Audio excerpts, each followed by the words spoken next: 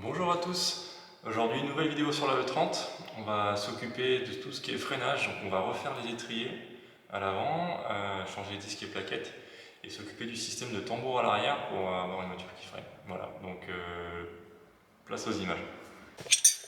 Là je vais m'attaquer à refaire les freins. Donc les freins c'est un circuit hydraulique sous pression et il y a des joints qui permettent de maintenir la pression. Donc ces joints ils sont à l'intérieur, c'est un piston qui vient pousser la plaquette.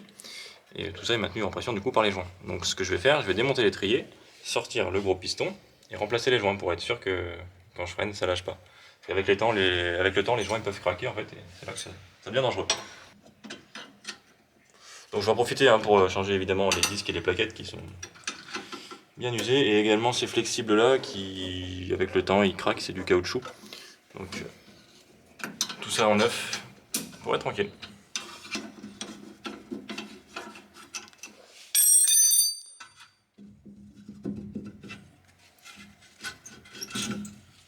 Oh putain. Bon, là on voit l'étendue des dégâts. Donc là on a accès au piston justement. Donc c'est ça, ce gros cylindre là qui vient pousser sur les plaquettes. Quand on appuie sur la pédale, ça envoie du liquide ici et ça fait sortir le piston. Donc là on va le faire sortir complètement. Alors là la solution la plus simple que j'ai trouvée, c'est d'appuyer sur les freins jusqu'à temps que ça sorte en fait. Vas-y freine. Donc là on voit qu'il sort encore. Pompe plusieurs fois. Encore. Encore. Encore. Encore. Encore. Encore. Encore. Encore. Là, c'est bon. Donc là, le piston il est sorti. On va pouvoir le retirer, remplacer les joints. Il est pas retenu par autre chose du coup le piston. Non. Trop bien.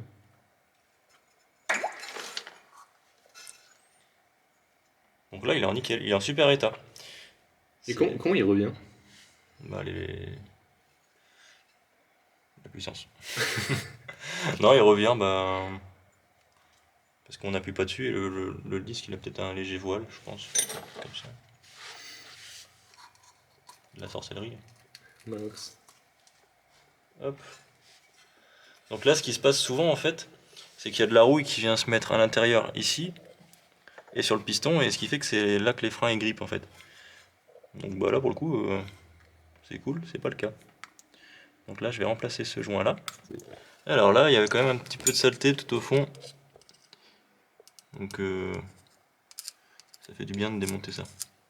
Je vais en profiter pour passer un petit coup sur l'étrier aussi pour que ce soit plus propre. Mais je m'attendais à pire. Hop. Alors, il existe du coup un kit de réfection des étriers. On a les caches-poussières et le joint du piston neuf. Donc bah, on va mettre le joint tout de suite. Quoique non, je vais nettoyer avant. On vérifie bien que c'est le même avant de l'examiner. Une excellente suggestion. C'est le même diamètre. Ouais. Donc on remet le joint dans sa gorge.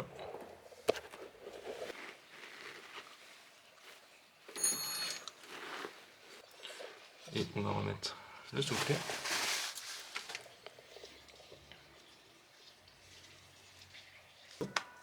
Hop. Voilà. Si, il y a un sens. Il y en a un qui doit aller dans la gorge ici, et celui-là va aller dans la gorge de l'étrier. C'est là que ça se complique. Dans tous les cas, il aurait fallu les démonter. Là on est en train de faire ce qu'il aurait fallu faire depuis le début. Alors là que j'ai de la place dans le passage de roue, je vais en profiter pour changer les flexibles de frein. Donc ça en fait c'est la canalisation de frein qui vient donc en gros de la pédale, il y a un maître cylindre qui vient pousser le liquide et le liquide vient passer là-dedans jusqu'à l'étrier. Ça c'est flexible parce que vu que la roue elle doit tourner, ça doit suivre le mouvement, le reste des canalisations étant dur comme ça. Donc pour enlever ça, il y a un outil spécifique, on appelle ça une clé à tuyauter.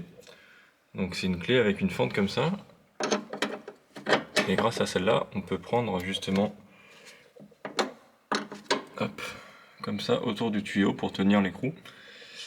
Et ensuite avec notre clé, on vient desserrer le flexible en dessous. Donc là, bon, on va essayer. Elle était un peu foirée celle-ci, donc j'ai ramené une pincette. Allez, on va voir ce que ça dit.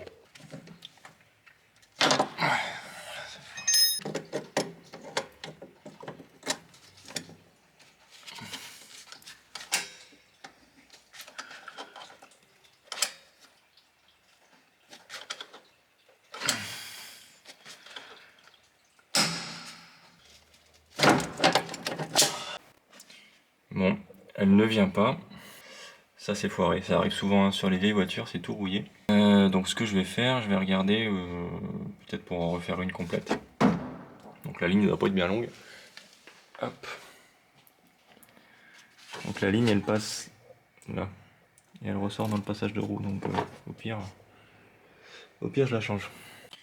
Donc j'ai acheté directement une ligne de frein sur internet. Donc ça arrive sous ce format là.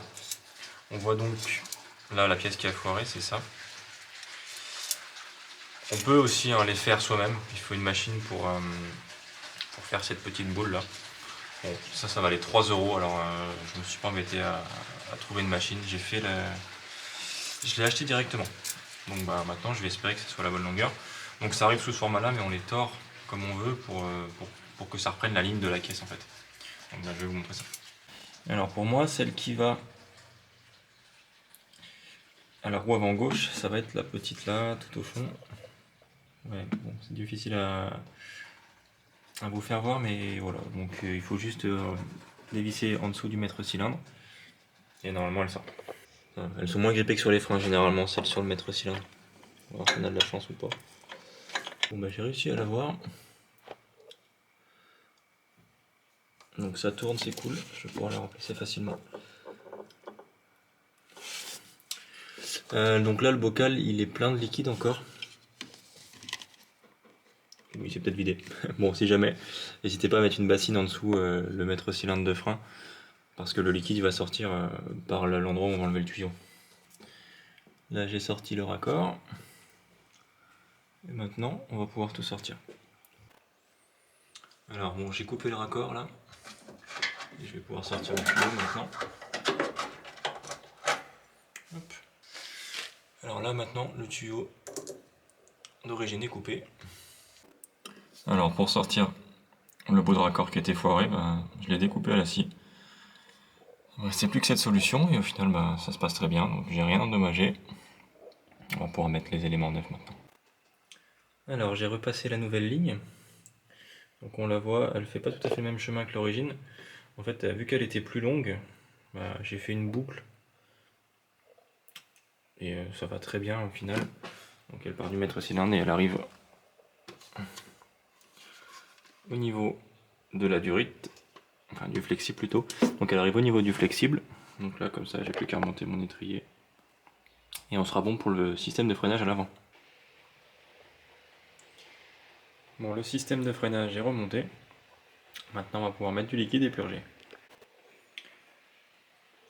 Bon, vu que j'ai dû faire de la place pour accéder au système de freinage, je vais en profiter pour changer le manchon d'admission. Ouais, il est tout craqué, tout pété. Donc là, ça va vraiment y faire du bien. Donc j'en ai un neuf.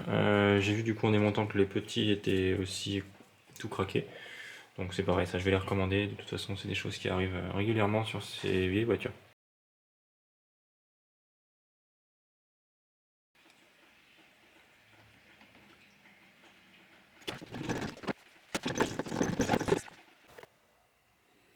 Et voilà, c'est tout remonté.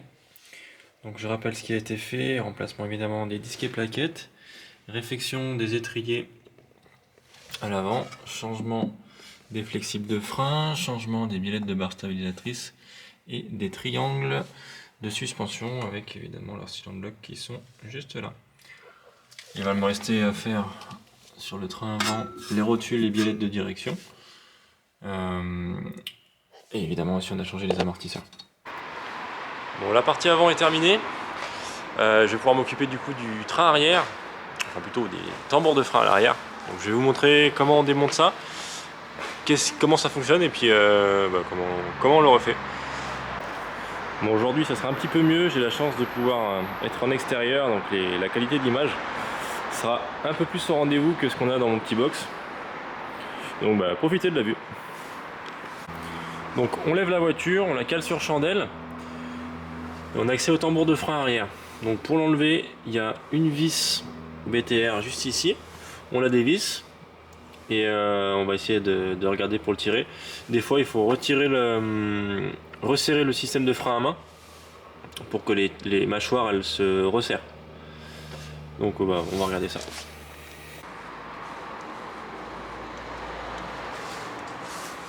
Là je vais essayer de le sortir au tournevis, mais c'est pas sûr que ça vienne, ça m'a l'air bien grippé dessus. En fait c'est à ce niveau là que ça doit être collé. Je vais essayer de le tapoter pour que ça fasse des vibrations, que ça le décolle. Donc j'y suis allé au marteau pour le faire vibrer. Maintenant j'essaie de le sortir. Je prends 2 tournevis. J'essaie de tirer.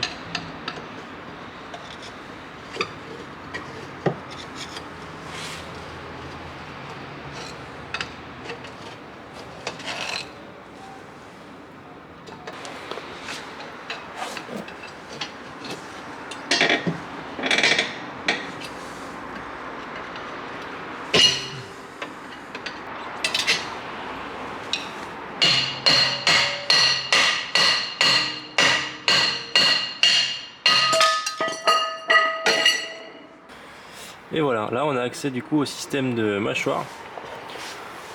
En gros, comment ça marche? Donc on a le tambour ici, avec une piste à l'intérieur, et ici un cylindre de roue. Le cylindre ici, il va pousser de chaque côté ces espèces de plaquettes, ce qui va faire que ça va écarter l'ensemble et actionner, et ça va freiner en fait, ça va frotter sur le tambour, et ça va faire freiner la voiture. Donc bon, là, généralement la maladie sur les voitures, c'est ici que ça fuit. Et ce qui fait que vous n'avez plus de frein du coup à l'arrière. Donc là j'ai tout commandé en neuf, donc je vais nettoyer et puis on va remonter ça. Pour démonter ce mécanisme, on va faire sauter les systèmes de maintien. Donc en fait ces rondelles, on appuie, on les tourne d'un quart de tour et ça fait sortir de chaque côté. Là il est déjà enlevé. Et aussi on va desserrer, il y a un mécanisme qui permet de régler la garde, c'est-à-dire l'écartement des mâchoires. Donc là il faut le desserrer, il faut mettre un tournevis à cet endroit là et on peut actionner sur le levier. J'ai démonté toutes les garnitures, il me reste plus que donc le câble de frein à main et le cylindre de roue que je vais démonter tout de suite. Donc pour ça, on se munit bien d'une clé à tuyauter pour pouvoir démonter le raccord de frein. On voit, hop, voilà, juste là, il y a le tuyau qui arrive derrière. Et ensuite, on pourra desserrer les vis. Le cylindre de roue est remonté. Maintenant, je passe au remontage des garnitures. Bon, tout le mécanisme est remonté avec tous les ressorts, c'est nickel. Et quitte à remonter du neuf, autant aller jusqu'au bout des choses. Je mets des tambours neufs dessus. De toute façon, ce qui avait été usé, parce qu'on voit c'est creusé en fait en bas. C'est censé être lisse et ça fait un rebord entre la rouille et là où la mâchoire porte. Et voilà le tambour monté. Alors on n'oublie pas de régler l'écartement des mâchoires avec la petite vis qu'on arrive, avec la petite vis qu'on arrive à trouver dans le trou du goujon. Il faut que ça lèche. On l'entend. Là on lèche bien, c'est nickel. Voilà, maintenant je passe à l'autre côté. Merci à tous d'avoir suivi la vidéo. N'hésitez pas à vous abonner, à partager et laisser un commentaire si vous avez des questions ou des suggestions. Salut!